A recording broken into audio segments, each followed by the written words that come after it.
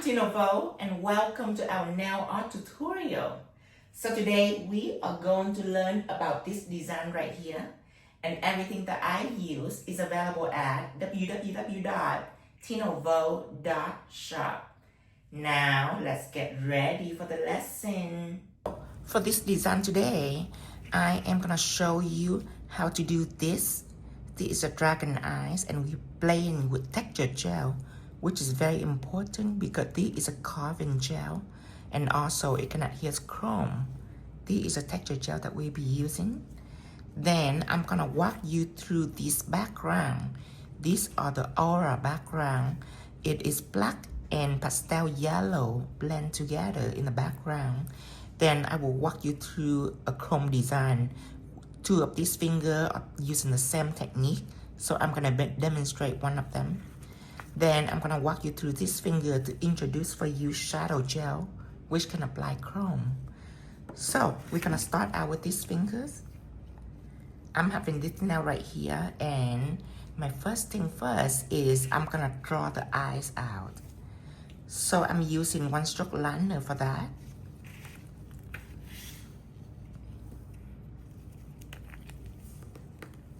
I will take out a mixer and engraver tool and a nail art palette, and then I will scoop this out.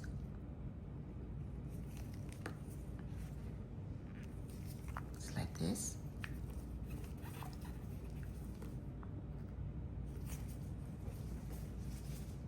Okay, now the brush that I will be using is going to be an emboss brush. I use emboss brush because the eyes right here, it is not a thin line, it's a big block. So the reason why I use emboss brush, because it's built thicker, so it's much easier for me to cover a large area.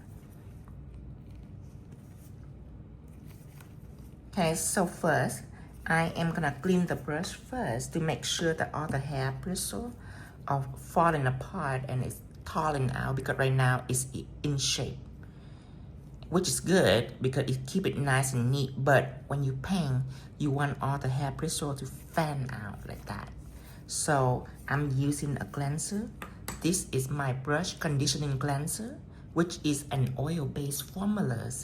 And this oil-based formula will condition your brush while you're cleansing, and it is safe to use with all gel product. It's gel friendly. From gel polish to gel pen, it will cause you absolutely no issue. I am placing the brush in to the wall, against the wall, not pointing at it. You never want to point your brush at a flat surface. You want to lay the body flush to the surface, and you want to roll. Just like this. And as you can see here, all the hair are fanning out in the bottle. Just like that. That is a good sign. That is what you want. So I'm gonna clean up excess oil and start painting. So you wanna do the same motion right into this gel pen. You wanna place it against the plate like this, nail art palette, and you wanna roll it. So when all the hair is fanning out, the gel gonna absorb into the brush, and when it's well saturated, it's gonna run in and out of your brush more smoothly when you draw. After that, I can stroke it out to make it slimmer.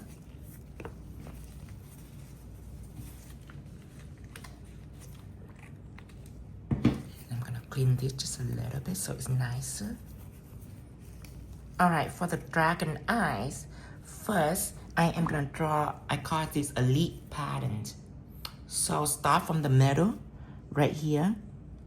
I am going up just like that, a slight curve, and then start from the middle again. I'm going the opposite way but curving down.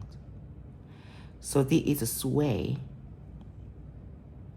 I'm repeating the same process right here. Start from here, I am curving up, and then start from here, I'm curving down. Now after this, I am taking this and I am gonna paint it, and this is where the emboss brush or You can also use a coloring brush, which is shorter, but they have the same build. And this is my favorite, to use a coloring brush to paint, because you can paint faster and your paint will be nicer because the coloring brush are thicker. So you can press it against the surface and have a really flat line like this. Nice and flat. So after I draw the leaf shape patterns, I am going to put in the machine and I'm gonna cure this for 60 seconds. After that, I am wiping off my brush so all excess gel can be gone, and then I'm rolling it into the cleanser again to clean up anything that are left. Then using paper towel, remove excess oil, and again it returns its shape. Now put it back. So for the dragon eye, you can see here that in the middle it's very bright, but like an aura. But you see it start fading out into darkness. So this is a seamless ombre. So I'm gonna tell you a couple of steps that I'm gonna do. First, I am using white one stroke liners and my sponge. This is my ombre sponge. There is 5 ombre sponge in one package. I'm gonna take one out. And it's fitted on my fingers. Now I'm opening my one stroke liners and I'm gonna scoop out just a little bit and smudge it right into the middle of my sponge. After that, my nails are already done curing, so I take this out. Now before you sponge on the surface, what you wanna do is you wanna sponge onto the palette, because you don't want too much gel. So this will help you thin out the gel just a little bit, so it's not splotchy. If you have too much gel on your sponge and when you sponge it, it's gonna be splotchy. Remember to use light pressure when you do this. Right into the middle. Give it a nice sponge. And I suggest that you don't keep playing with it. You wanna stop. And when you use your flash cure, this is my flash cure light. The reason why you flash cure this, because the layer will temporarily dry, and then you can take the sponge and sponge again, so layer can stack upon layer. This flash cure method only suitable when you're doing sponging like this, because your gel not gonna be too thick, so it's not gonna cause you issue when you flash cure.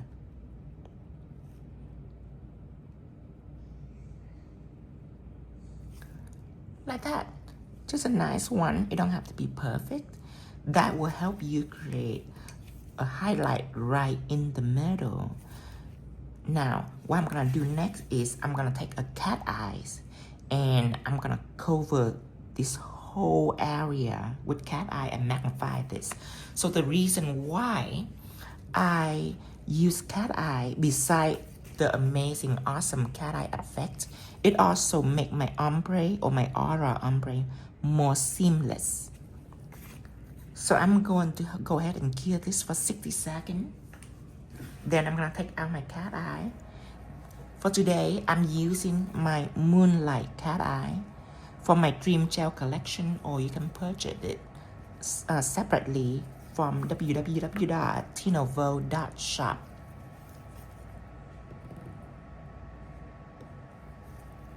Now, before I put on cat eye, I want to tell you that without that sponging that I did at first, this one right here, without this sponging, you still manage to get the same effect, or at least similar effect. Because when cat eye, when you magnify this, in the middle gonna be glare up anyway. So why do I sponge it first? Because cat eye, the color range is altered a little bit based on the depth of the background color. If it on black, it's gonna be slightly dimmer than if it on white, it's gonna be brighter, of course, because this cat eye is a little bit see-through. it's very well covered, but cat eye, it doesn't make out pigment, but it made out metal particle. So the background still going to able to affect it just a little bit, not enough to cause a lot of attention or not enough for you to notice, but there is a slight difference in there. So this step right here that I'm using is completely optional. You don't have to do that. So the reason why I do that, because it's Tino. And when I'm going after a special effect, I will do whatever it takes for me to achieve that effect. So if I want the middle to be bright, then I do this extra step to make sure that my cat eye is gonna be really, really bright, the brightest right here. And whatever out here, I leave it up for the cat eye to fuse this together. So let's take out our cat eye. Moonlight, apply it on the nail palette.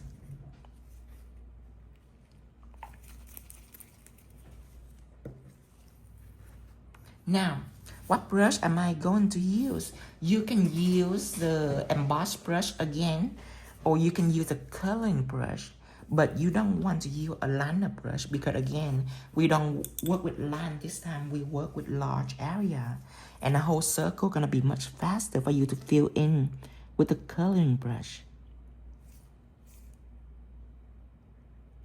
You see how fast it is to cover this whole area very fast.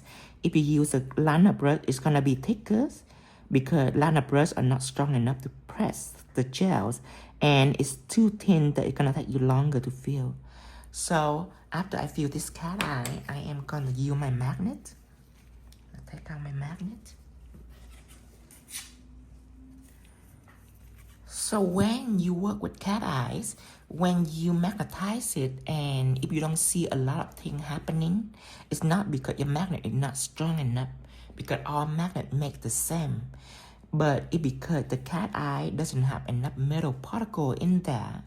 And when a company doesn't pay enough money to put a lot of particle in there, then they might make a lot of profits, but it's not going to be ideal for you because it doesn't give you the effect that you require. So how you test it is you take your magnet, and let me zoom in so you can see the glare. If you take the magnet and touch a cat eye and you see how it's moved, it's very sensitive to the magnet. That's how you know that this is a really, really strong cat eye. And I pay a lot of money to have a lot of metal particle put into my cat eye, so you can see how much is glare out right here. See that? So that is going to give me a perfect glare. And how do I maneuver it? It start from the side, I go in, but you see it's, you can see that the glare is dragging toward the left. If I tilt my magnet like that, and it's gonna push to the right. So push and pull, that's up to how you maneuver your magnet. The trick is to go slow so you can understand it. Because if you go fast, you're not going to understand how the magnets move. Same thing on this side. If I going up and if I going down like this, you can see how it's pulled back. So playing with your magnet will help you be able to navigate your glare very well. And over time, you get really, really good at it. Just like that. And when it's ideal, you're gonna put it into the light and kill it for 60 seconds. And that will give you a perfect glare for the eyes. So now all you have to do is paint it. So I am going to go ahead and take out black one stroke liner again. This one right here, which I already distribute out onto the nail art palette. And I am gonna paint. Now you can use a liner brush because we're dealing with smaller detail. You're still able to use embossed brush, but let's use liner brush so we can learn more about it. Again, same motion, flush the brush against the nail art palette and draw it from side to side, left to right, so you can submerge the brush and saturate your brush with gels. Then you're gonna go ahead and glide it out to make it slimmer. Going in here, you're gonna paint one line from top to bottom to establish your dimension, because if not, then your eye might be a little crooked to the left or to the right. I done that before, so it's best for me to sketch that out. Then I can curve to the left, going down, stop. Curve to the right, going down, stop. Now the reason why my line is thin because I use less pressure. You see, I just pointed the tip of my brush against the nail palette and I ran with the same pressure, and that's why it's thin. Because if you press, then your line gonna be thicker due to pressure. So this is something you need to train, so you don't shift between pressure. You don't go thin and then accidentally go thick and then thin again and thick again. And that is come from accidentally shifting pressure, unless you do on purpose, like pressing first, and when you drag down, you slowly lift your brush so it gets thinner and thinner. So that is doing it on purpose. This is something that you need to practice at home by taking your brush and pointing at the nail palette just like this for about 30 seconds to a minute to help you concentrate and focus. Because when you lift your brush, you want the dot to be nice and thin, just like this. And when you move your brush, you need to move with a purpose. Don't think when you move. Before you paint, you need to decide where to go. Do I gonna go down or am I gonna curve? You need to decide, and don't touch the surface of your nails unless you're ready. And when you're ready, when you go, you don't think about it. You should keep going. You don't have to go fast. You just need not to be hesitate about it, because if you hesitate, your line will be very shaky. And a lot of people hand are shaking. It be cut of their nerve. It's not really because of the hand, unless you have a lot of caffeine. But nerve issue can interfere a lot with your line work, and that's how you can train yourself at home. Now, after I'm done with these eyes, I'm gonna go ahead and put in the machine and cure for 60 seconds. And remember, we flash cure when we're sponging, but when we design and especially doing line work or color block, do not flash cure. And if you flash cure, this gel can handle flash cure, but you flash cure for about 10 seconds, not just a few seconds. So I'm cleaning my brush and put it back. Now, the next step right here, what the color is black and pale yellow. So I want to match that with the eye. So what I did is that I take out a pigment. This is my rainbow pressed pigment, and I use this color right here to put on top of the cat eye so the color can match with the whole theme. So I'm taking this out, and you should know that my cat eye is formulated to be able to adhere to pigment. So you don't need any extra top coat. You can go ahead and take this and apply it right onto the eyes. And if you want, you can apply it ahead of time before you draw in the eyes. But I forgot that step, so hopefully when you design, you don't forget that. But if you forget that, that'd be fun too, because these are just a minor problem. Now, I put my gel away because I'm about to play with pigment. Never put pigment and gel together in the same setting. I take out a new paper towel, and with my pigment brush, this is my pigment brush right here, also available on the website. I smudge into my bright halo colors. I call it yellow, but it's really between a yellow and a lime green. It's very bright, like a highlight colors. And I will smudge my brush onto a paper towel so the color can lock into my brush. Afterward, I need to knock off excess dust. I will take out a dust container like this, or you can use the edge of your table, and you need to knock off excess dust so dust doesn't fly everywhere when you're designing. If not, it's gonna be very messy with your surface. It's gonna shoot out everywhere, and you're not gonna like that. So make sure you knock up all the excess dust. The color not going to go away because you already lock it into your brush.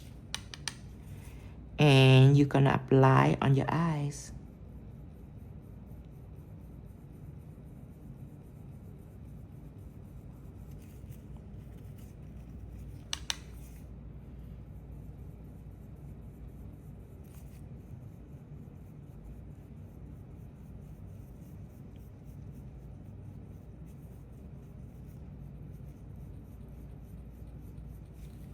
All right. So now I already applied this on, and you can see here that the black in the eye get a little dimmer. It's because one chalk liner also able to adhere to pigment. So that is why I'm pointing out for you that it probably will be the best if you do this first before you paint it, the eye iris.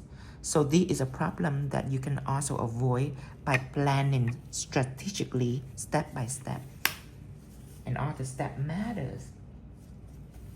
Now, in order for you to fix this, it's very easy. You just take out an oval brush, like this one right here, and you dip into a little bit of cleanser, like this. Dip into a little bit of this. And you don't want it to be saturated with cleanser, so you want to soak it off the paper towel. So now the brush have cleanser, but not saturated. Then you can go in and clean.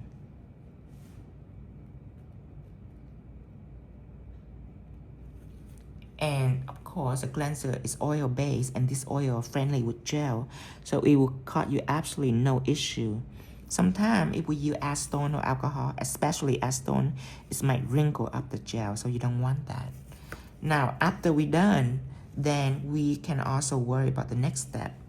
I am taking this on Teflon mat, and I'm gonna apply this onto the surface.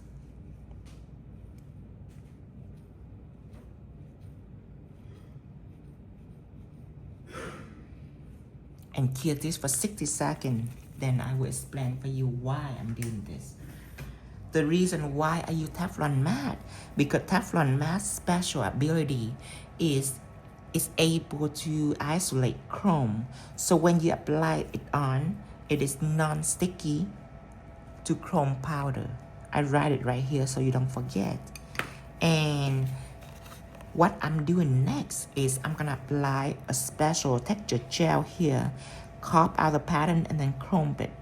That's why I put Teflon mat on first, because I don't want my chrome to interfere with this eye part right here. I want it to be completely chrome free, and chrome will stick on any surface.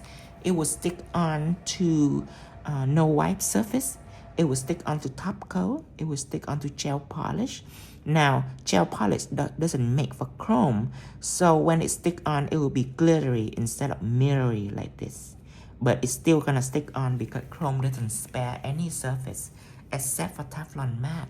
So this is the #1 way for you to isolate your chrome. So now Teflon mat is already here. The chrome that I'm using will be gold chrome. This is a solid chrome with small particles, so it's mess free. And because it has small particles, your chrome not gonna be glittery when you apply and put on top coat. And if you use chrome a lot, you might notice a familiar issue is certain chrome have big particle. So when you put on top coat, it will be very glittery. Now, this one right here, I am gonna rub on just to show you. I'm gonna take out a fluffy brush. I'm gonna zoom in just a little bit here. And with my fluffy brush, I am going to dust it away and see it's completely going away. And sometimes if you have chrome particle that doesn't really go away with a fluffy brush because it's so small, then what you can do is to take out a clean shadow applicator and dust that. And that will help you eliminate those dust, those tiny little dust. So these is a couple ways for you to dust out the chrome. Now, I am going to use a special gel to do the scale of the dragon. Let's put this back. The gel that I am going to use will be texture gels. I have many colors, but my favorite is black, white, and nude, and also clear. And the clear you will see in a second. When I'm done with all the design, you will see how the clear work.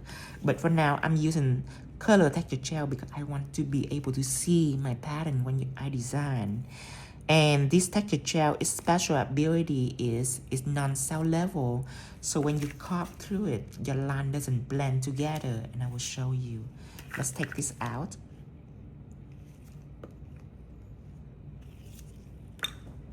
And I am gonna take out a spatula and scoop some out on a palette.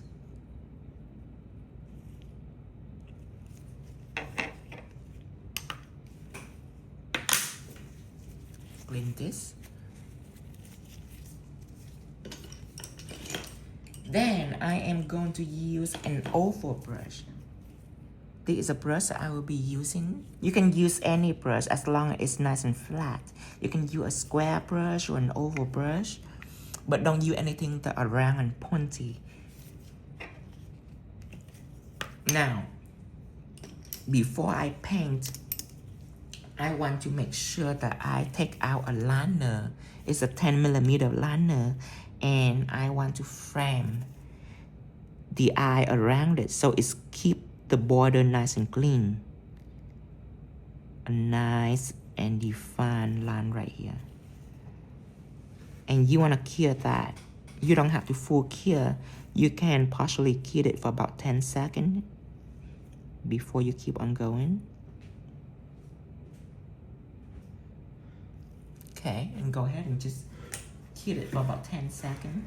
Then we can use an oval brush and we can paint it on. The reason why I do that, because this gel are a thick gel and it's non-cell level. So it could get messy if you don't frame your eye first. Now, in the bottom, from here, I stroke it down. Don't worry about making it smooth, because this gel is not cell level. Cell level gel and most gel is cell level. So cell level meaning when you apply, it's gonna smooth out on its own. And it's necessary because when you paint a nail, you need it to be smooth. But non-cell level gel like this one, which is very, very rare that people make non-cell level gel. But I invented this non-cell level gel so I can carve it, because I don't want my line to blend when I carve. And that is just one of the many special effects that clear texture gel or color texture gel can do. So I painted this on. I'm painting straight down first. When it gets close to the eye, I start to flow with the groove. Like this, just flow with the groove. Okay. Now, after I done all that, I am gonna use a tool to carve. And the tool that I will be using is the same tool. I use this tool a lot. That's why I made it for you guys. This spatula, you already see how I made it. And I use it to mix color too. That's why I call it engraver and mixers. But I also use an engraver side like this. I need to take out a paper towel, a clean paper towel. This is necessary when you carve gels. Pick this up, and now I'm ready to carve. So I am taking this tool and I run to it like this. And now my tool are filled with gel. I can zoom in so you can see. See, there's gel here. You cannot continue carving because that will be difficult for you to carve with gel already on to the tool like this. You need to clean it. You can do this, apply on a paper towel and roll it. Or sometimes I take a finger that I don't use, put it down, and then I touch it and pull it out. But that is how I clean my tool in between each stroke. So each time that you carve, you should stop and clean it like this. Clean, clean, just like that. When your tool are nice and clean, it will be easy for you to carve because you're not painting this. You're carving this, so it's very important for your tool to be free of gel. And as you can see here, my line, the one that I carved, it doesn't blend back together. Now, if you notice that I started from the previous line and I going away from it. See, this is the previous line that I carved. I am going away from it like this. And the reason is because it's still wet gel. It's non-cell level. That doesn't mean that when you are taking this and bump right into the line, it's pushing gel back in, and you don't want that. So that's why I'm going away from it. So this is a smart strategy for you to use when you carve. It's knowing which direction to go, so your design can be more effective. And don't forget, you always need to clean your tool every time that you carve. Just like this.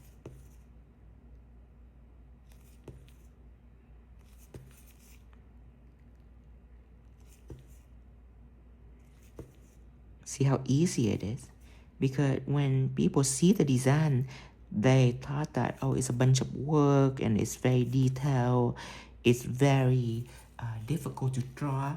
But as you see here, this dragon scale, I don't really draw this.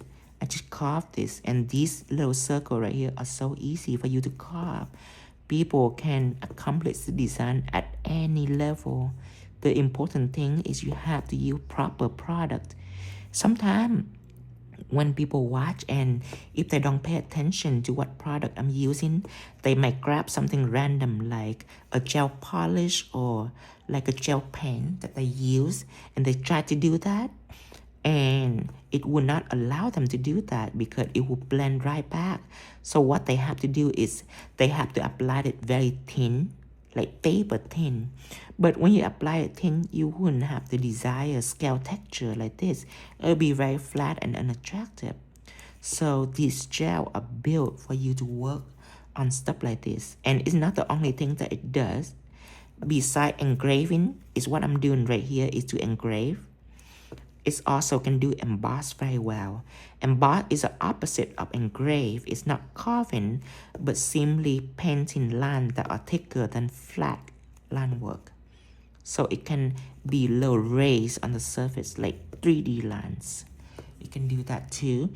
Now back in the day before I got this gel, what I have to do is I have to paint each block at a time, close to each other, not close like this. See, it's very, very close. I have to go a little further apart, so it takes longer for it to blend, but eventually it's gonna blend back. So how am I fixing that problem? Back in the old days, I have to clear each circle when I paint it. So instead of taking about 5 minutes to do a design, it takes me like 30 minutes to an hour to do a design, and that's not effective for you to make money in salon. So that's why I invented this gel for that purpose, because now you no longer need to draw stroke by stroke. You can just carve it all out, just like this.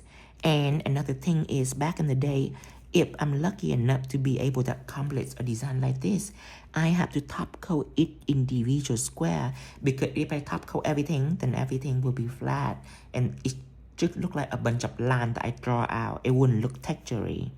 So I make this gel to what it don't need any top coat. Texture gel is no wipe. So when you're done with it, your client can just walk out the nail salon after they clear. So I am gonna put it in the machine and clear that. So no need for top coat. It's another ability that this gel have, and it's very important when it comes to leather effect like that one. Like making a leather purse, you don't want to top coat that. Now, another thing that it can do is it can apply chrome directly into the design. So after it's clear, I'm gonna take this chrome and I am going to rub on straight onto the design that I just did. No need for any extra top coat, no need for any extra pay.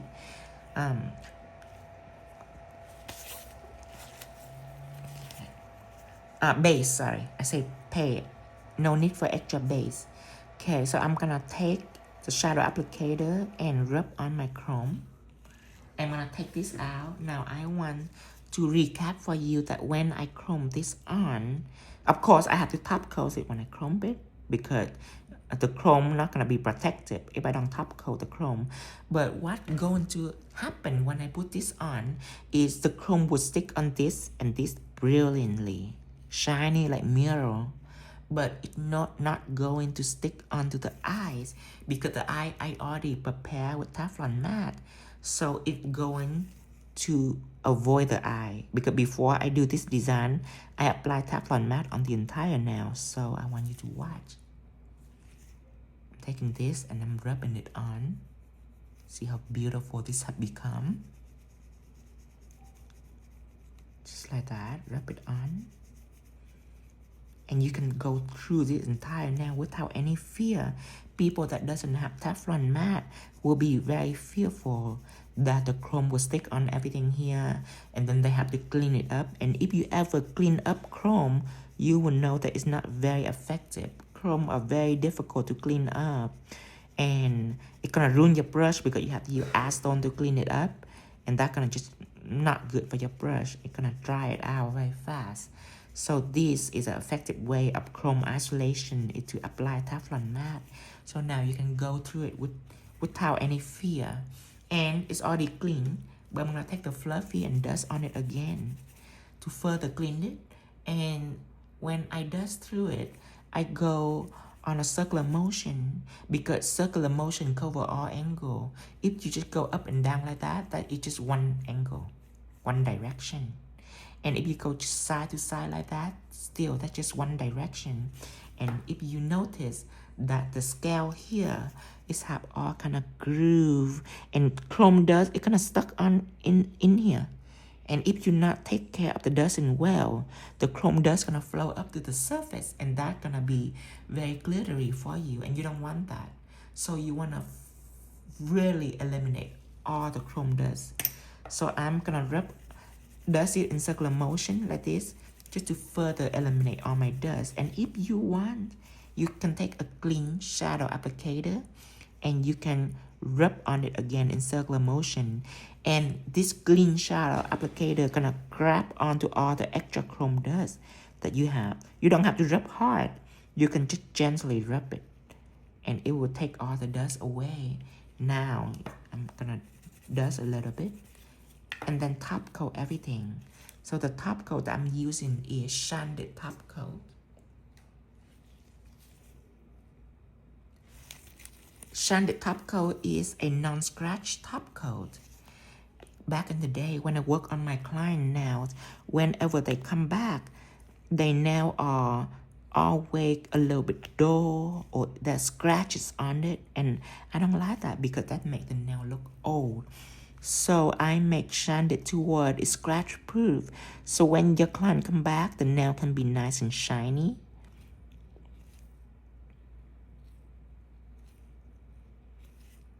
Now I'm gonna put it in the machine and cure that, and I will show you before I cure. Look how pretty it is. Everything is nice and shiny. See, the chrome doesn't turn glittery, and the texture are still there. It's help maintain the texture. That only works if you chrome it. If you don't chrome it and top coat all over it, then the texture will disappear on color. It's not going to disappear on chrome surface. So that's why I make this texture gel to what it don't need any top coat, because if you just use color, you want to be able to lead your client out the door, and you don't need to seal it with any top coat. So I am done with that design, and the only last thing that I need to do is I need to make the eye pop out more.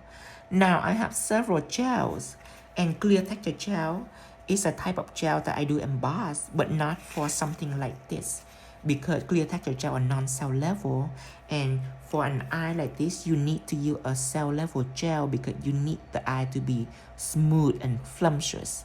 So you need to use a builder gels, and the gel that I will be using will be the embossed jelly. I call this the embossed jelly, and let me go ahead and clean this a little bit. Sorry if my stuff have a lot of glitter on it, because I work with art all the time. As an artist, I always have glitter on my tours and all that, and you know about glitter. It's very difficult to remove it. And I'm gonna take out my 3D jelly to show you. I have this gel, it's 3D jelly. It's a builder gel. These are the same. The reason why I call it embossed jelly, because it's in the tube. So when you need to do emboss or lines, then you might prefer to use a tube instead of a jar. When you need to build a nail or you need to encapsulate a nail, then you might prefer to use a jar rather than a tube. So I built 2 of these just for you to choose which one you prefer to use. And these both builder gel are cell level, meaning it smooth out on its own. But the difference of this against any other builder gel out there is that this is no wipe. No wipe meaning also you don't need top coat, and you cannot use chrome after it's clear. And this has slow blooming formula, so you can use it for blooming anything that are detail. and it's not gonna ruin your, it's not gonna be drippy, it's not gonna ruin your design, it's not gonna spread out too fast. So when it comes to blooming, you can use it with ease, especially for something like a rose where it's really textury. So I am gonna take this and I am gonna squeeze it out onto the eyes, just like that. And the reason why I only squeeze a little bit out, because what I want to do, let me take out the coloring brush and I'll show you.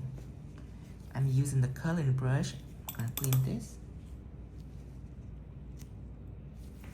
Now, I'm taking my coloring brush and you see this circle?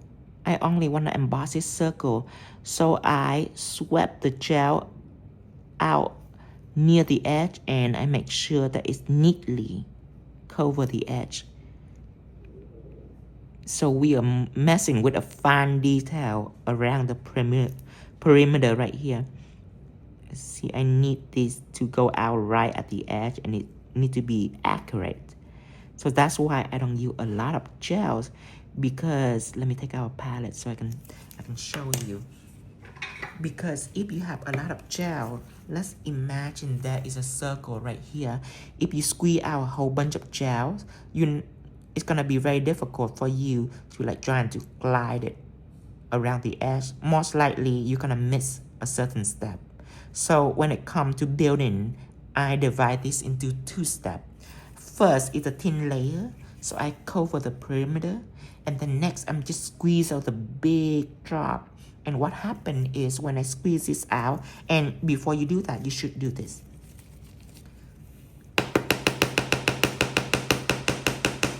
The reason why you do that, because if you lay in your gel like this or flat, then you might have a lot of gel here and air right here. So when I do this, I want gel to condense down to the bottom, and it's gonna go down very fast because it's cell level. Down to the bottom and then the air on top. So when you squeeze gel out, you don't end up with air bubble, and you can test it on the surface. See, when you squeeze a little bit out and you don't see any bubble, you're good to go.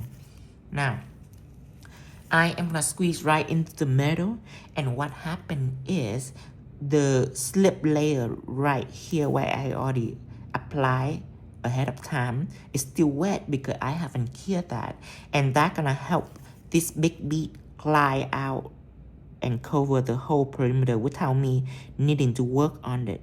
So that's why I call a slip layer, because the layer that I did before is very slippery. And now my bead, you just wave it slowly coming out. And you can also take this and twirl around with it just to make sure that it goes faster. Just like that. But it's gonna be very easy for you to glide out. And if you want, you can turn your client hand upside down. If you are slow, then this is how you can stall, because then the gel is gonna condense right into the center due to gravity. So it's not gonna spread out too much beyond the eyes. Now you can go ahead and cure.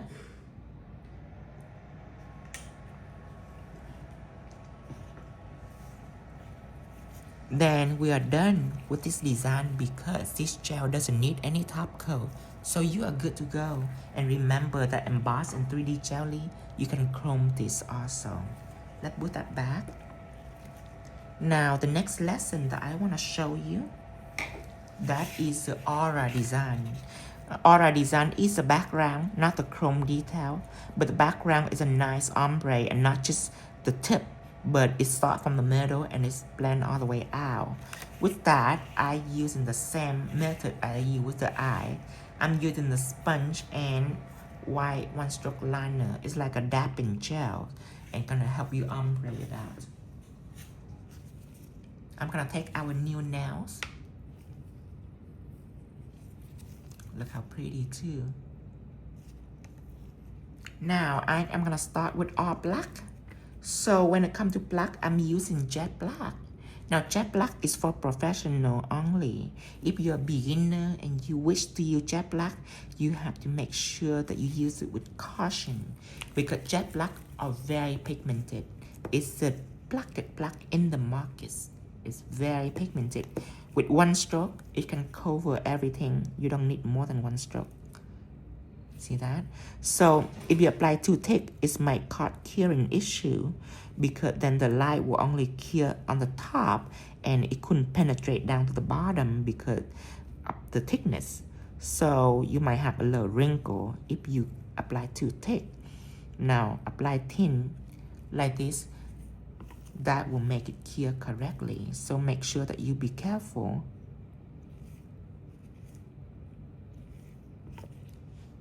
Now you can go ahead and put that in to the light and cure.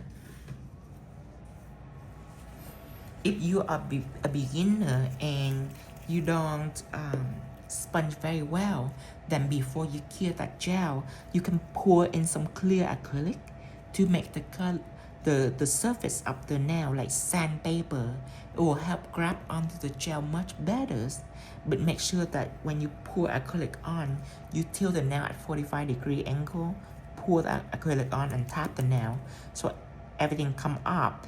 That way your nail is not gonna be lumpy, but it's gonna be very even with a sandpaper surface, and that will help you sponge much better.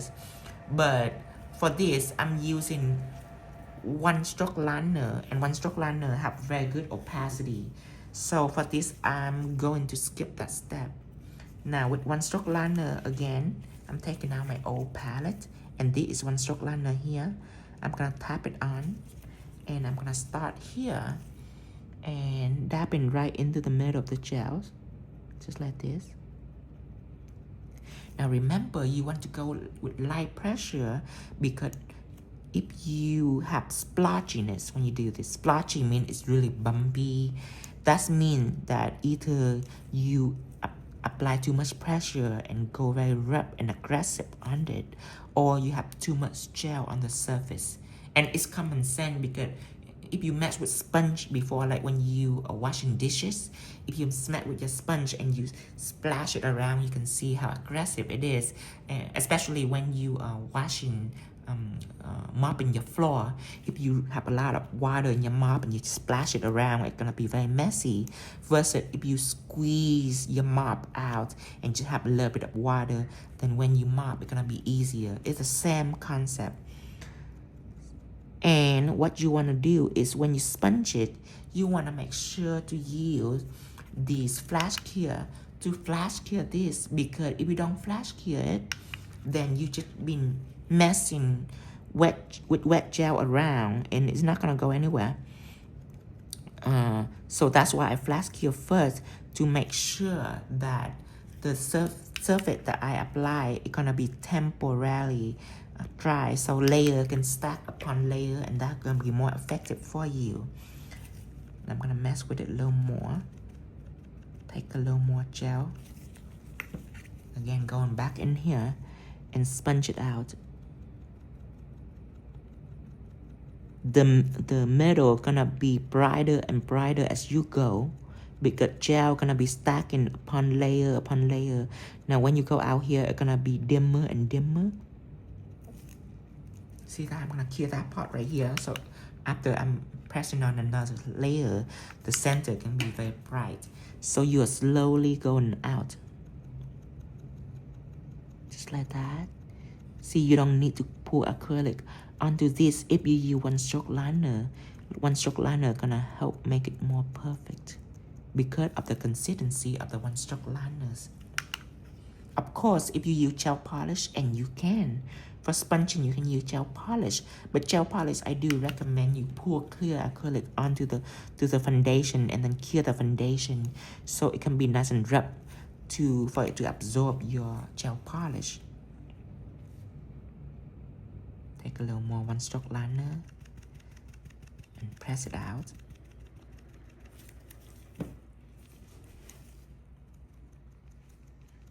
I'll keep sponging, and I believe that this might be my last sponging before I cure this. And go all the way out near the edge, because we don't necessarily like any black color as much as deep gray colors. I like to have a little bit of deep gray in here. And if you see a little white dot here, that means that your sponge are running out of gels and you can pick up more. Or if you don't want more color because you want it to be dimmer out here, you can put a little bit of matte top coat. So you have more gel but not more colors. And I will zoom in so you can see the white dot. You see this little white dot right here? See that? That means that there is color on the sponge. It's not all over the sponge. It's running out of colors. So now I put in matte on and I go over it. See the splotch in it right here? See that? That means that's too much gel.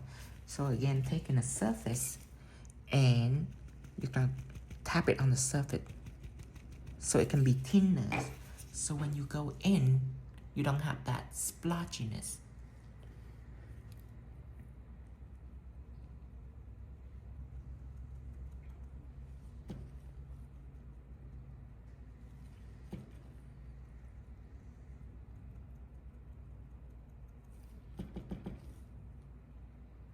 See, get that noise right here? It's me keep tapping it on a palette.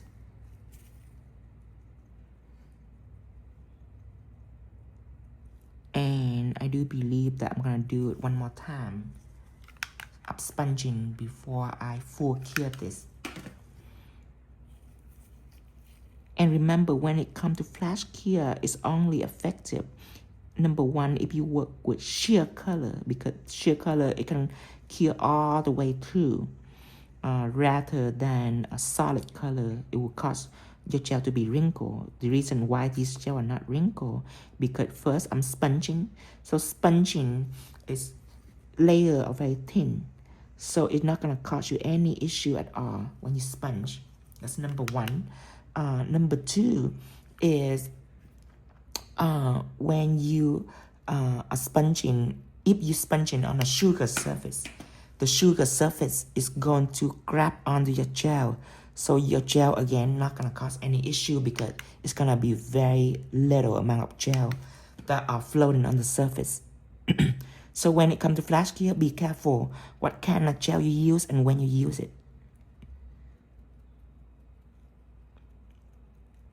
And how long you messing with this depend on how perfect you want it to be. Since this is a lesson to help you understand, I'm keep finessing with this just for you to see how the look have developed so far. Now you can see an aura and you can see the darkness behind it. This is when you can cure. Of course, you can stop sooner if you want. How you gonna clean the sponge? You're taking the sponge and you just tap it on a paper towel and that will soak up all the gel off the sponge. Now the stand is still gonna be there, but there will be no gel, and at that point you can switch colors. But I often just throw my sponge away because it's just less than $1. It's very cheap, and for an ombre service you can charge like $10 or $20 if you were to do ombre or aura effect. So cleaning this sponge will make me lose money than gain money. So for me to save my time, I'm just throwing it away.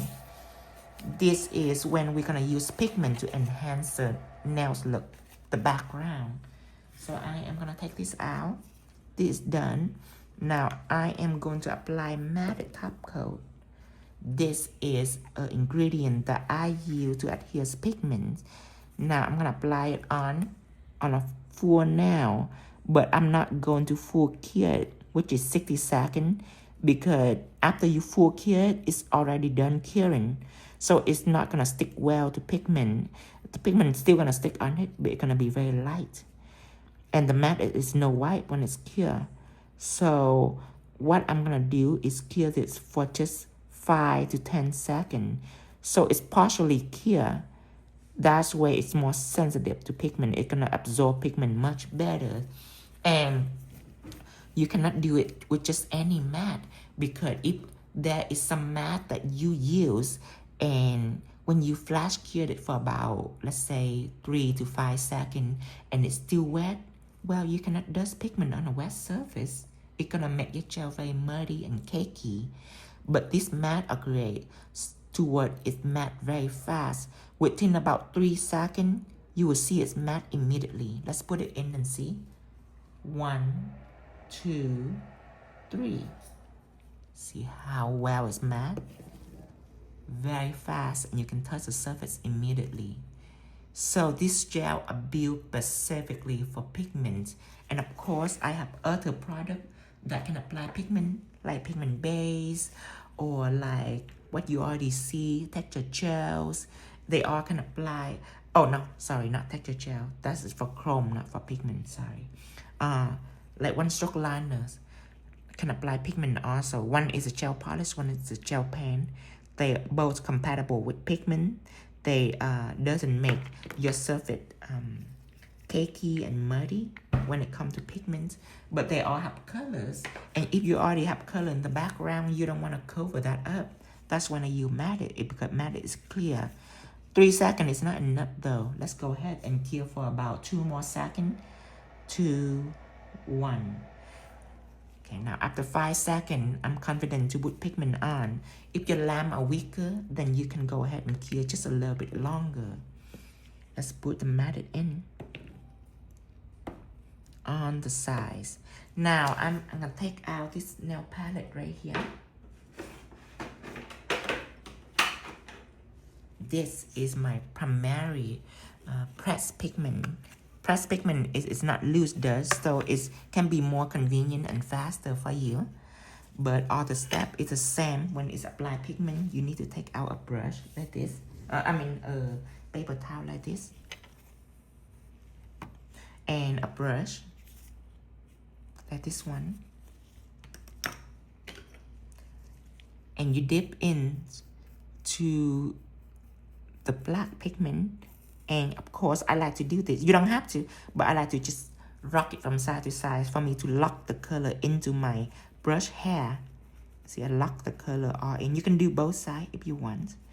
But always have to remember to knock up excess dust.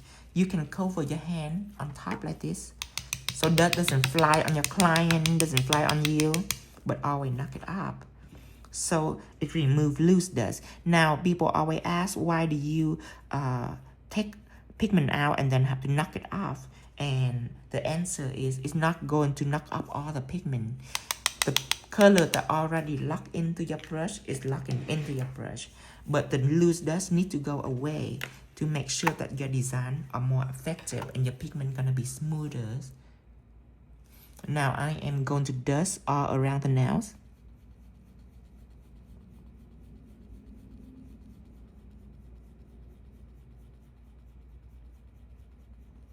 Just like this, and you can see how smoothly it is.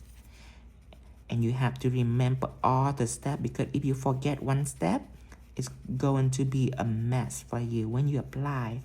And when we're talking about pigment and its pattern, you have to remember that your pattern is like this. You flow in the air. This is the surface of the nails. Okay, you flow in the air, you go down, you run, and then you glide up. Go down, you run on the surface, and you glide up. And this is called a blending pattern. And when I go around and teach, a lot of people have failed on this blending pattern, because what they do, and I watch them, they doing this. They glide down, they run, and they just stop. And then they go back, they run, and they just stop. So this is a smashing pattern. So this is not going to give you a blend. This is gonna make your pigment very, very ugly. This right here is called a smashing pattern, and a lot of people do that. And not a lot of people successfully do the blending pattern, which you don't stop, you just keep gliding up. You see, glide up. So that is a blending pattern. And the reason why people are easily trapped on a smashing pattern, because when they watch me, they see me do very fast like this. So when they go home, they're doing the same thing. They go really fast like that. And that is something that you should not do if you are a beginner, or if you are not good with pigment, or if you never messed with pigment before. Going fast is only for people who familiar with pigment like me. or some of my viewers, they play with pigment for a long time, so they understand the pigment, so they can go fast. Now, when you first start it, you have to go slow like this. And I mean slow, like 1. Look at your pigment just to make sure there's no streak. You might not see any colors. When people don't see color, that's where they get impatient, and that's where they really apply a lot of pressure and smudge in it, and that's why they're not gonna get a good blend. So you go once, you look, no streak, you go twice, you stop and you look, there's no streak. If there is streak, you need to stop and examine the way you blend. You need to go even slower like this. 3, 4. You don't want to find any streak at all. When there's no streak, you can confidently go again. 5, still don't go fast. 6, 7, 8. You see, there's no color. Because why? There's no color because my strokes are very light. 9, 10. I'm feathering it on the surface very lightly. 11, 12. So when you have enough confidence where there's no streak, that is when you can pick up your speed. I'm gonna pick up my speed just a little bit. 1, 2, 3, 4, 5, 6, 7, 8, 9, 10. Still no streak. So now I can pick up my speed a little more. 1, 2, 3, 4, 5, 6, 7, 8, 9, 10. Still no streak. So now I can pick up my speed even more. 1, 2, 3, 4, 5. I can even count it now because it's very fast now. But this is how you start out. So when you see me doing this, and if you never messed with pigment before, please do not copy this speed pattern because you need to worry about the integrity of your blending pattern first, so it can be nicer. Now, the reason why I use black pigment around this, if they're already black here, I'm using this just to enhance the smoothness of the nail. It's completely optional. When you do it for your client, you can skip this step if you want to save time. But when you practice, I do recommend you practicing this step just for you to be familiar with how you blend, how color work. Now, when it comes to cleaning my pigment brush, there is 2 types of cleaning. Number 1, especially when I only have 1 brush, I just rub it onto the paper towel like this. This is how I clean. And I do that when I mess with harmonious color. Harmonious pigment is if I go from pink to orange, they go together, they're similar. If I go from blue to green, they are similar. Or if I go from orange to yellow, they're very similar. From purple to blue, also very similar. But you see, if I go from black to yellow, I want to make sure that all the black will come off my brush. Because if not, then the black gonna contaminate the brightness of my yellow. So besides doing this like this, I will show you a second way of cleansing. But this way of cleansing requires you to have 2 different brushes. 2 pigment brushes. So I am going to take our container, and inside the container, I'm going to put on some acetone. The reason why I use acetone because acetone evaporates very fast. I'm going to take our paper towel. You don't want to dip your brush in and twirl it up because that's going to contaminate your container, especially if you work with many colors. So what I am doing is I'm dipping it in and I'm cleaning this. Dip it in and cleaning this. So now you can clean the color on thoroughly. So there will be no color left. And what I'm doing is leaving it on the side so it can be dry. Acetone dry fast, so within like a minute or 30 seconds even, it will be completely dry, and that is when I pick up a new brush. And when you work with many colors, you don't have time to wait. So I'm using this new brush to apply yellow on, and by the time I'm done, this brush is ready to use again. But you see, when you're picking up a new brush, you should take your fingers and you should break the brush apart so all the bristle, it can be separated like this, and it will help your pigment more. So you can do that. And the reason why I breaking it apart, because when I using this brush to clean, it's hot pigment on there. So when I'm mixing it with like a liquid of any kind, what happens is the pigment it can solidify into my brush. A little bit of it left. It will solidify. If you messing with dough before in cooking, you will know what when you taking flour and you mix with water, it's going to make into a dough consistency. It's gonna solidify. It's the same like this. So it make your brush a little stiff. And when your brush a little stiff, then your pigment, when you apply on, you're gonna see streak, and you don't want that. So that is how you're breaking it apart. And it's not gonna ruin your brush if pigment solidify in your brush, because pigment, unlike acrylic or gel, it doesn't come with a bond. It is pure color powder. So when the color is dry and hardened up, you can break it apart like this. Pressed pigment means hardened up colors. All this color is already solidified, but I can break it apart. See, it doesn't, it can change from powder to solid back to powders. So that is how you clean your brush. That is a multiple way that you can clean your brush. Now I am gonna take out this yellow. Of course you can use this yellow, but I'm using this because it's brightest. And that is a theme that I'm going with.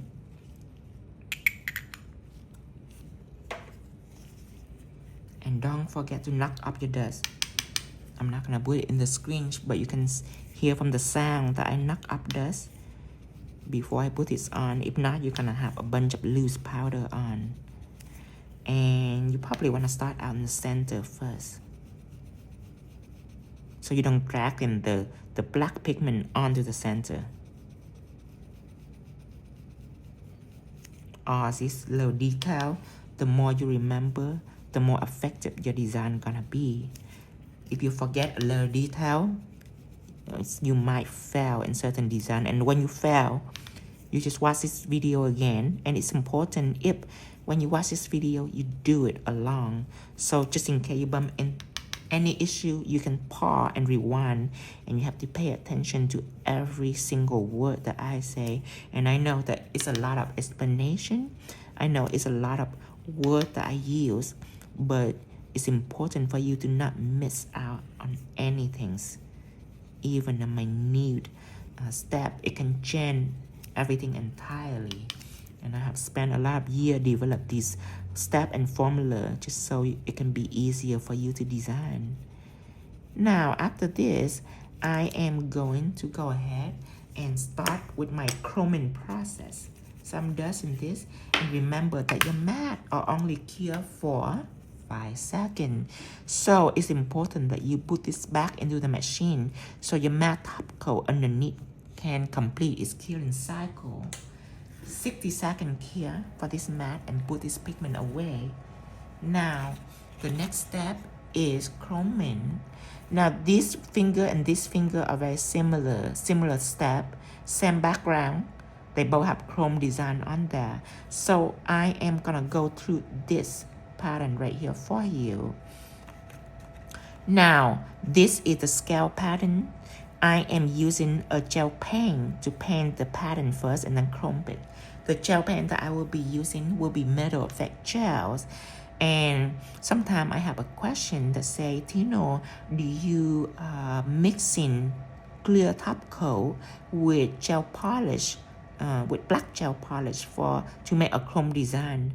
This is something that people do at home. If they don't have a proper gel to design, they will take top coat, which can adhere chrome, and like a no white top coat, and they will mix it with a black gel polish so they can see, because top coat is too clear and see-through and you cannot see your design. So they will mix in the black gel polish and they will chrome. But if you notice, if you're doing that, your chrome will be very glittery. It's not gonna be shiny. And if it not really glittery, it's gonna be a little bit glittery. And the reason why is that gel polish are not no white. Gel polish are not no white, so when you mix it in, it's gonna interfere with the integrity of the top coat. That's number one. Number two is the detail is not going to be very defined because top coat are not a gel paint. It's not thick. gel polish, of course, is not a gel pen because again, it's not thick. So using top coat and gel polish to draw, it's not gonna give you a defined detail because gel pen are made for detail and gel polish and top coat are made to cover the entire nail. So that is number 2 reason. And number 3 is when you make gel polish with top coat, the black not going to be opaque. It's gonna be very sheerish. So again, it's gonna be very hard to draw. So that's why I make metal effect gel, because metal effect gel is a gel pen and it's used to draw and chrome. But first, let's talk about the chroming. Remember, I use Teflon matte because the only thing that I want to chrome is the design that I'm going to put on. I don't want to chrome the entire nails. And remember, chrome will stick on everything. Even if a gel that doesn't build for chrome, it's still gonna stick on. It might not stick on well, it might be very glittery, but it's gonna grab onto the surface and you end up having to clean all that. And if you ever clean chrome before, you will know that it's very messy to clean the chrome and it makes you work longer. So I apply Teflon matte and I cure that for 60 seconds. Now I am going to take out a gel palette and I'm gonna put out metal effect gel. For anything that's responsible for chrome or for pigment, sometimes if I don't use the gel for a long time, I always like to mix it up for all the ingredients. If they separate, they can be mixed in together. So your chrome will be nicer. If not, they still going to work, but you might end up with like a slight glitterness or slight shimmer if you don't use your gel for a long time, and you should dip it in. So mixing is also a very healthy habit for you to adopt when it comes to gel pen, especially when it's used for special effect. Now, if you just use for color, then it doesn't really matter. Color don't really separate through ingredient because it doesn't build for special effect. But special effect have multiple special ingredients in there that responsible for making magic happen. So this chrome design right here, I am going to use the emboss brush because my line right here are thicker, and if I use a liner brush, then right here I'm just doing one stroke and I have to stroke it again and again and trying to make it thicker, and that might waste your time versus the emboss brush. The emboss brush or the coloring brush, they're different size. One is shorter than the others, but these are thicker, so they can soak up a lot of gel. And when you go, see how thick you can go. And when I say thick, I mean width, not volume. The volume needs to be flat because these gel are very pigmented. If you apply too thick, that can interfere with the curing, because when it comes to thick gel, there is a gel that builds for thickness. If you want it to be raised or embossed, you use a texture gel. But for metal effect gel, you need to use it thin because it's a painting gel. Now, I am going to draw a line from left to right. And I am going to stop before it hits onto the side.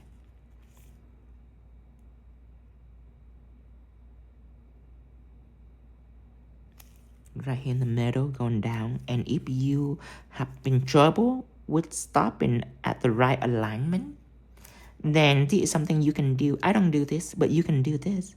You can dot it first, like that. Something that a beginner can adopt if you need help on that area. You can dot it first. I'm sure you can dot it right here, just like that. And then now you can go over it with confidence, because when you designing, especially when it comes to line work, you absolutely don't need any hesitation. If you are painting and then thinking at the same time, you will bump into issue immediately. So that's why I advise for you to plan everything out strategically, especially your patterns, so your line will be smoother when you design. Of course, I am gonna go with an arrow pattern like this. on each side, and then I am gonna draw one line straight out. And of course, you can mark it if you need to be marked like this. Yeah, see, you can mark it. So now you can go in with confidence like that, like this, then an arrow, and then a line. See, an arrow, and then a line. Just like this. See, now, watching my hand, I change my angle. See, my angle is pointing this way. I pulled it, and then I switch my angle, and I pulled it. Why do I change my angle? Because a brush is not a pen. Now, a pen, let me get a pen so I can show you. Now, a pen is hard. So with one angle, you can go down, you can go left, you can go up, you can go right, you can go anywhere, which is one angle. But you see, a brush are not hard. It's soft and bendy. So you can go down, but if you hold in the same angle and you go right, it's gonna be difficult. It's gonna fight against it.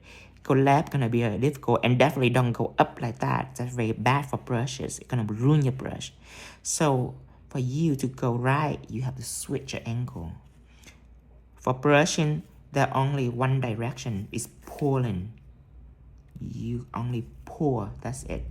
And if you have trouble going left like this, you can turn your client hand around so you can go left, you can go right, and it'll be the same thing.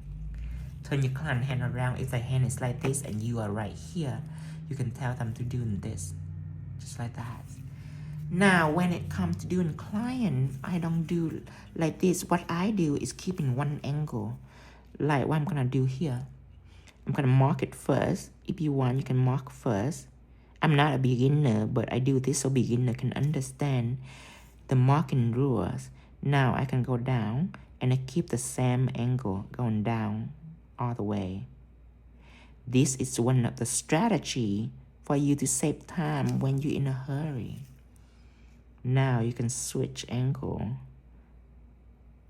and go in again just one way. Just like that. A lot of people might find themselves loving this technique right here. Then you can do everything all at once. Just like this. That's it. So that will help you speed it up. Now, go ahead and put it into the light and kiss it for 60 seconds.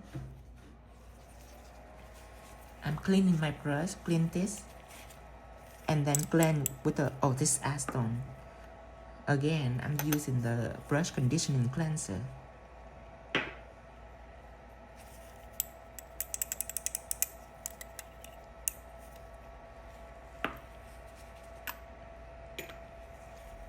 And then wipe your brush, and the oil will keep it nicely in shape.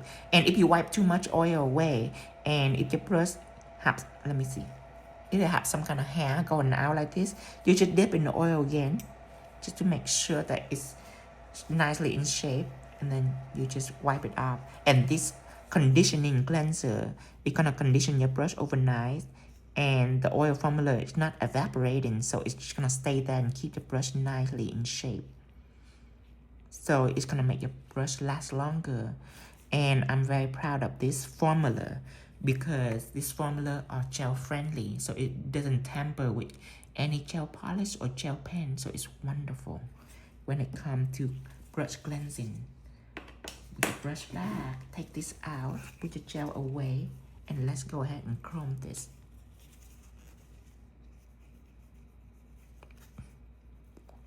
If you listen to every word and repeat everything without missing any step, it doesn't matter if you start doing now yesterday, you still going to be able to accomplish this design flawlessly. Because this doesn't take skill, it just takes obedience and discipline when it comes to step. Just like cooking, you have to respect the formulas. You know, if you need 2 tablespoons of salt, you put in 2 tablespoons of salt. If you need 1 teaspoon of pepper, you put in 1 teaspoon of pepper. If you need 3 tablespoons of sugar, you put on 3 tablespoons of sugar. Never put any more or less. Never mistake tablespoon and teaspoon. And you probably do that before. 2 teaspoons of salt. If you put on 2 tablespoons instead, your dish is gonna be a disaster. Same with nail design. You have to respect every single step and don't miss out on the step, because if you miss out a step, it's going to be a disaster. And of course, at first, when you first started, it's going to be a little slow because you don't know the step. So you try to memorize the step. You haven't had that muscle memory in your mind yet. But the longer you do this, it will be just like driving a bike. It's gonna be an instinct for you to design, just like mine. I can whip this out in like a minute. I can spend about like 5 minutes to whip our design like that. But the reason why I explain all these minute steps for you, because you don't know the step.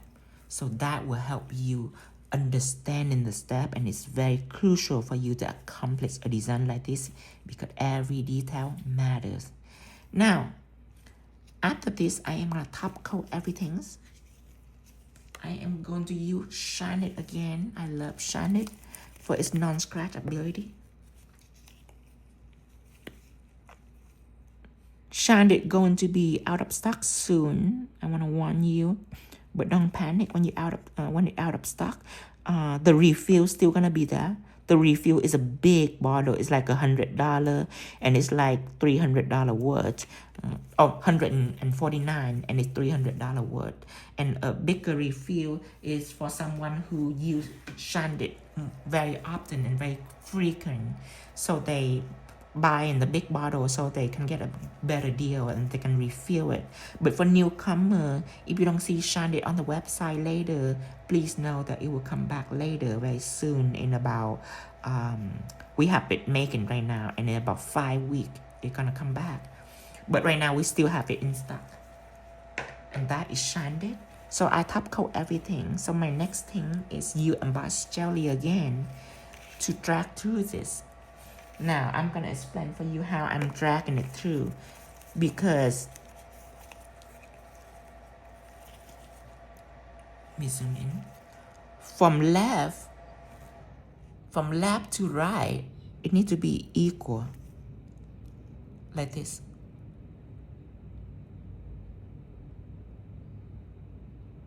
Just like that, it needs to be equal. So how do you apply it? The way you apply it matters, because if you just press it out and drag it through, when you drag, your line gonna be thinner because you run out of gels. So there is a couple of ways. Number one way is you can press it on the surface, drag a little bit, press it in, drag a little bit, press it in, drag a little bit, press it in, drag a little bit, press it in. You can do that, or you can do this. You can press it in and then wiggle it when you go. Wiggle from side to side just to make sure that it's adhered to the surface. And at the end, you can drag it in. And you can go back and forth like this. String it up, go back and forth, just for you to disconnect it. And distribute more gel in the middle if the middle don't have enough gels. And the reason why I explain, because when I doing this, I'm going, when I'm doing this, my movement are very minute. So you might not notice that, but I'm not dragging it from left to right. I'm not doing just that, but I have little micro movement just to help me distribute this embossed jelly right under the surface evenly. And these gel are further apart from each other, so it's not going to blend into each other.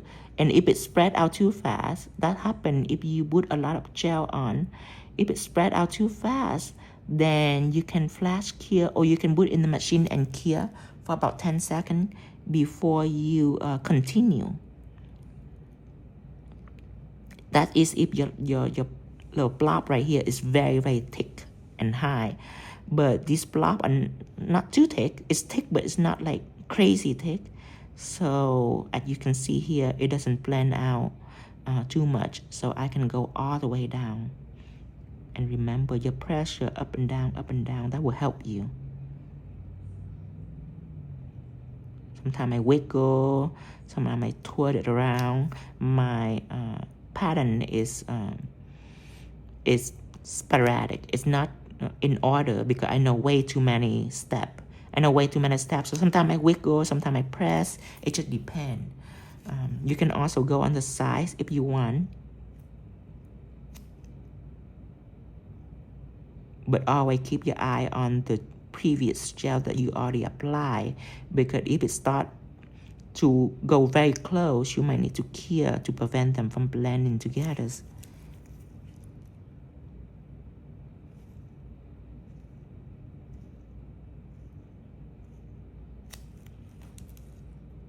Now you are ready to cure, and after you cure, you are done with this design.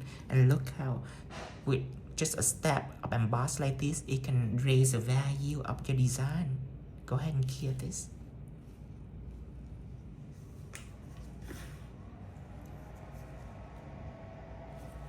Now I want to show you and you don't have to top coat the other nail again, because embossed jelly doesn't need any top coat. Now I'm gonna show you the design. It's very simple, and I show you that to introduce for you another friend. This is my very good friend Shadow, and I love Shadow because when people apply chrome, they have to put on a black gels, apply, and then put on top coat, apply, or chrome base, apply, and then put on chrome. Shadow is a natural chrome bond, so with one coat of Shadow, you can drop on chrome immediately. It's built for chrome. Shadow is a black gel. It's much weaker than jet black. It don't have 100% opacity like jet black. It have about 85% opacity. And the reason is, for beginner, if they don't know how to apply gel and apply too thick, they can use Shadow, because Shadow is a little bit forgiving when it comes to thickness. But of course, you still should try to apply it as thin if you can when it comes to gel polish. Now put this in. Take it out. This done. This right here. And of course, I'm using the same gold chrome to apply. And all my product here for 60 seconds.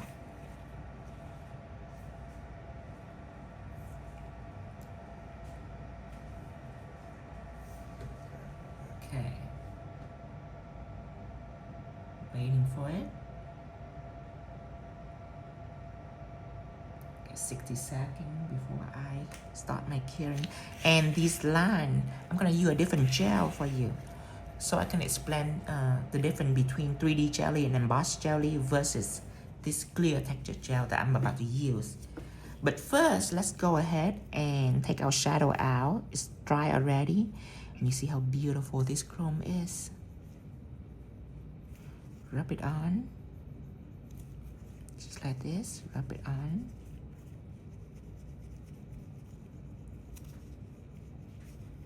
Now, what you can do is you can take out a silicone tool. This step is optional.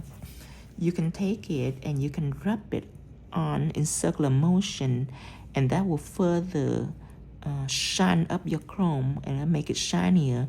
Now, I don't take silicone tool, pick up chrome and then apply, because silicone tool is have a flat surface and it's harder. It's not spongy like the shadow applicator, so it might be hard for you to apply fast. But after you apply with the shadow applicators, then you can go back and rub it because of its smooth silicone surface. It's still soft but not spongy, but it's smooth that it can further make your chrome mirrory. Quality is extra. You don't have to do this step, but you can. If you're obsessed with detail and obsessed with the look of the chrome, you can do this to further enhance your chrome quality. And you dust it, and of course, these steps are also extra, but I recommend you to take the clean shadow applicators and you are going on and you are wiping it, and you can even also wipe in circular motion. And the reason why I'm doing this is for me to pick up any extra excess dust that are still linger on the surface, you can further remove this.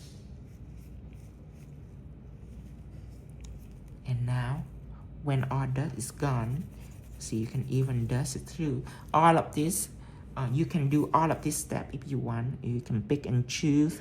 It just depends on you, depend on how your chrome turn out. But it's important for you to know all that. Now, I am going to put on a top coat, just like this. And if you do nail over the entire nail, and if you have problem with chrome chipping, the reason why it's chipped is when chrome near the edge like this, and when you top coat, you always seal underneath the edge too, just to cover it.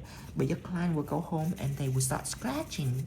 If you ever do a setup stiletto, you will know that when your client come back, it's most likely will become slightly oval. If they rub on their nail and they scratch, they will scratch out the protective layer on the tip, and that's when chrome start chipping from the tip. This is the only problem that you need to be aware if your chrome is either on a French tip or on the entire nail. Now, if you have chrome design like this, you don't have to worry. Because chrome design, it doesn't focus at the tip. There is still regular gel that adheres to top coat, and it will help protect your chrome design. So chrome design, you don't have to worry about the problem.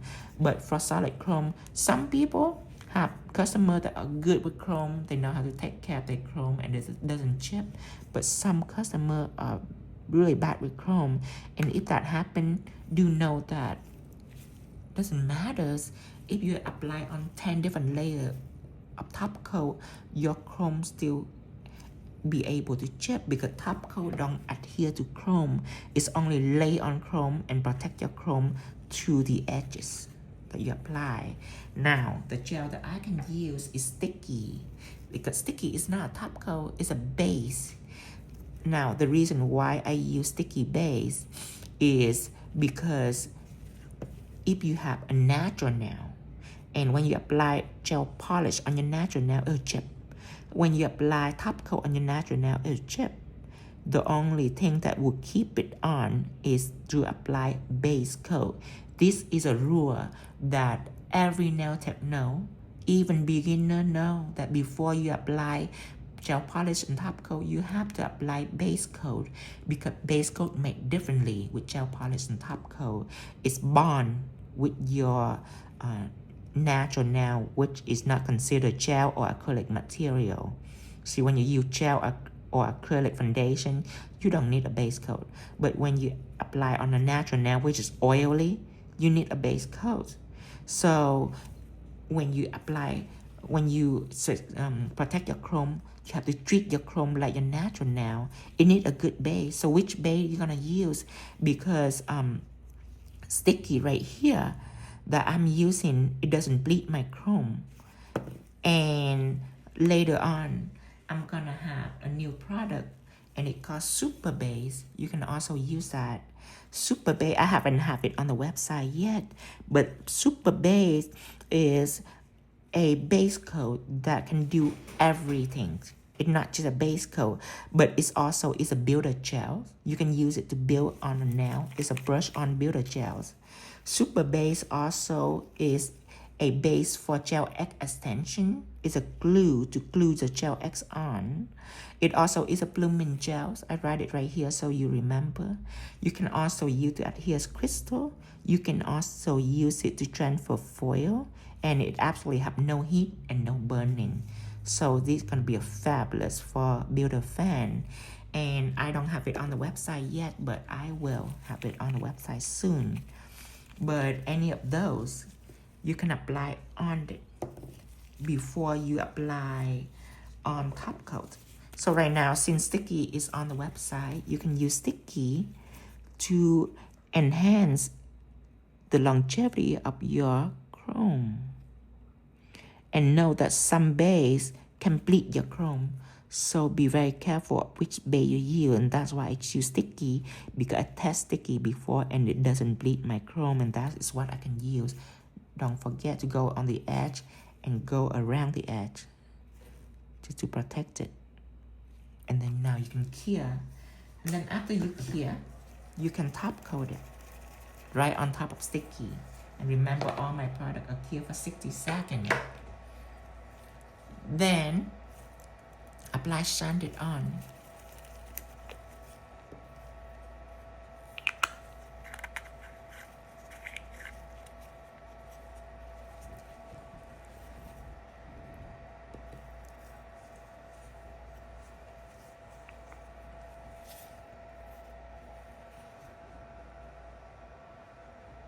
Wait for it to cure. Be very patient. It's my least favorite part is when I wait for something to cure, and it's only happen when I do one nail, because if I do two nails, then I don't need to wait. I mean, if I do like a whole set, not just two nails, but if I do that like the whole hand, then I don't need to wait. I can do this hand and then cure this hand while I working on the other hand. But working on design sample, sometimes you have to wait. Still don't forget to cover the edge, even though you know they're gonna ruin the edge later. You still should cover it just to make it last longer. Put this away. Now I'm gonna do a bunch of lines on this. It's not gonna be this. I'm gonna do like a seashell pattern. Because one of people's struggle is when they do line like this, especially embossed line, and it's very close to each other. The problem is the line like to blend into each other. It like to bleed out. Why? Because when people see me do this online, sometimes they don't take time to learn about the ingredient. They just watch visually. And when I take our gel like this, and what they think is, well, it look like a builder gel. So I'm just gonna take a builder gel and do this because Tino probably using a builder gel. And this is the biggest mistake that we ever made, because they will go home and they will take the builder gel that they have and they will start drawing this line. And number one is they builder gel is not no white. So they have to top coat it. That's number one. Number two is builder gel or cell level. Why? Because when you build a nail, when you build the entire nail, you need something that is cell level. Cell level means smooth out on its own. It needs to be like that so your nail is smooth. So it would eliminate the filing process. You don't have to file much. So that is what cell level is, and all builder gel is cell level. And pretty much everything, even gel polish, everything is cell level. And when it comes to cell level, when you do lines that are close together, it's really, really bad, because your line will start to be cell level, meaning it will start spreading out and it will start blending into each other. So I am going to do a bunch of lines that are embossed, that are thick, but it's going to be very close to each other. I'm doing that so you can see how this gel is. And it's very important that you learn about this gel, and I will explain very thoroughly about the clear texture gel that I'm using. Number one is clear texture gel don't need top coat. So after you doing all this design right here, you don't need to apply top coat on, because that just wastes more of your time. And number two is clear texture gel can apply chrome. If you're done and you want to apply chrome on it, you can rub chrome straight on it and it will stick right on.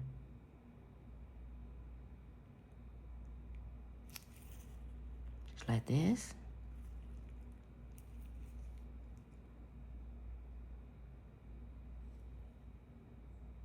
Be very careful. Don't let it touch. Because when it touch, it's not gonna blend. It's not gonna be like one blob. But when it touches, then it's not a separate line. So you don't want it to touch. Just really close.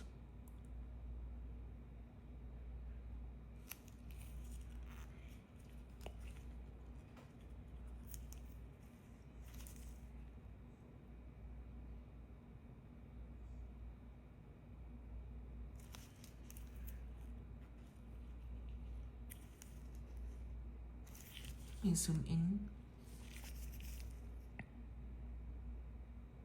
course, you can just stop right here, but I would like to do a little more.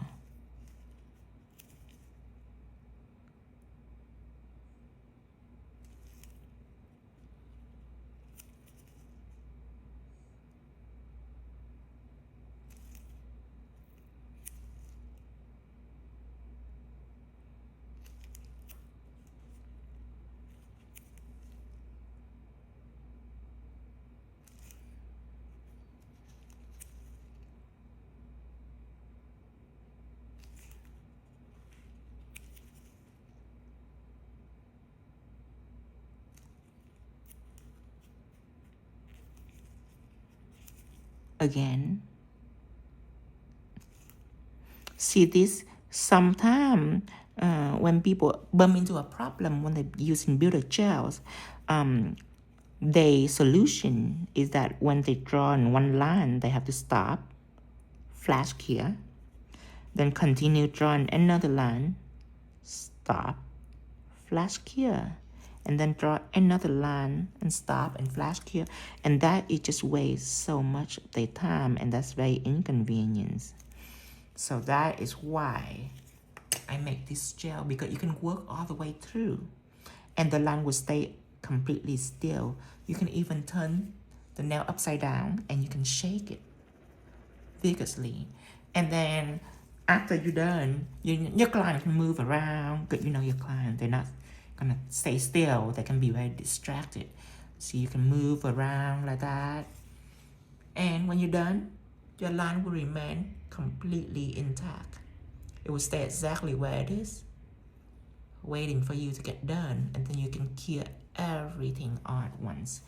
And that's why I use clear texture gels. And remember, sometimes people making a mistake because they watch, but they don't listen. They just watch and they don't know the product. They don't take time to understand the product, so they're using the wrong product. And then they do a bad design, and then they blame themselves. They don't even know that they use the wrong product. That's a tragedy. They just think that they are bad artists, and then they give up too soon. So that's why I explained thoroughly about product, because product matter, and I have created my product to what is different than everything else in the market, because right now the market have too much product. So I want to create unique product so I can have customer, and I love fun and crazy and unique design. So that's why I make this product, because without this product, I'm still able to do it, but it's gonna waste a lot of my time. Like I tell you before about the builder gel, I can flash here and then do a line and flash here and do a line, but that doesn't help my customer make money. That just wastes more of their time. You know, they can practice and practice, but that just wastes their time. So I make the unique product because this product work for you. So you don't have to have talent, you don't have to have skill, you doesn't have to have been doing nail for 10, 20, 30 years. You don't need to. You don't need any experience in the nail world, and you can just dive right in with the right product, watching video, watching live, learn about the product, and use it and make it work for you. And of course, this don't need any top coat. You can pop in the crystal right in here, and I will do it for you. I take on my glue, crystal magic glue, and I will pop in a crystal and be done with it.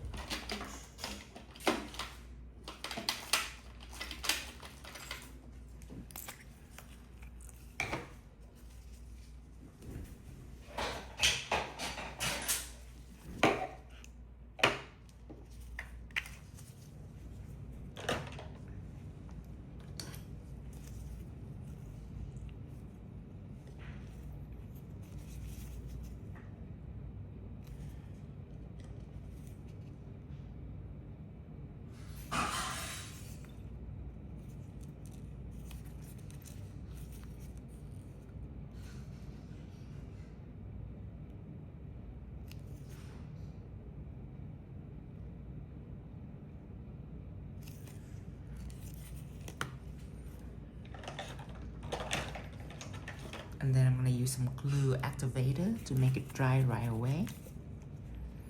touching the crystal. Don't touch the glue.